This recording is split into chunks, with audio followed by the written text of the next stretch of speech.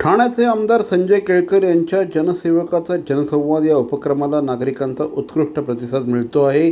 तक्रारींचा अक्षरशः पाऊस पडतो आहे। शुक्रवारी या उपक्रमांतर्गत शेकडो नागरिकांनी आमदार केळकर यांची खोपट कार्यालयात भेट घेतली। त्यावेळेस 62 निवेदनं प्राप्त झाली होती। महापालिका संबंधित महानगर गॅस संदर्भात, त्याचप्रमाणे फेरीवाला अतिक्रमणे, अनधिकृत बांधकामं, फसवणूक अशा विविध विषयातील निवेदनं आमदार श्री संजय केळकर यांना यावेळेस प्राप्त झाली।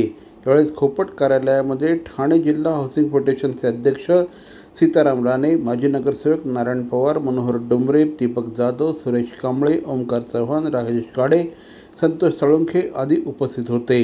यावेळेस नवनियुक्त भाजप मंडल अध्यक्षांनी देखील श्री केळकर यांची भेट घेतली। याच्यामध्ये बघा, निरनिराळ्या नावावर हे बुकिंग घेतात की आम्ही तुम्हाला घरकुल देऊ, पैसे घेतले जातात आणि वर्षानुवर्ष, आता काही तर 2-2, 3-3, 5-5 वर्ष पैसे दिलेत आणि ते पैसे देखील, माझ्याकडे तर एक कचरा वेचक महिला देखील या ठिकाणी आली होती की तिने आपल्या आजूबाजूच्या लोकांकडनं, नातेवाईकांकडनं पैसे जमा करून त्या ठिकाणी बुकिंग करायला पैसे दिले।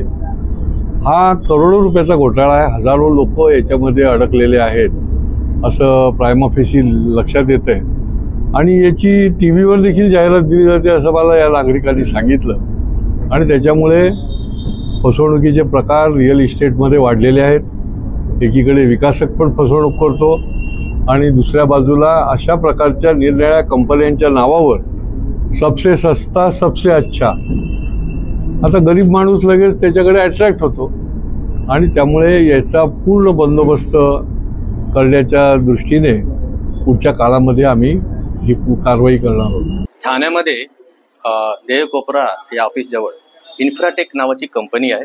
ते मागील 10 वर्षापासून लोकांना इन्व्हेस्टमेंटच्या नावाने 1 BHK, 2 BHK, 1 RKच्या नावाने हे करोडो रुपयाचा फ्रॉड केलेला आहे। त्या विरोधात आम्ही ठाण्याचे आमदार माननीय श्री संजय केळकर साहेबांच्या समोर आपण हा विषय सांगितलेला आहे।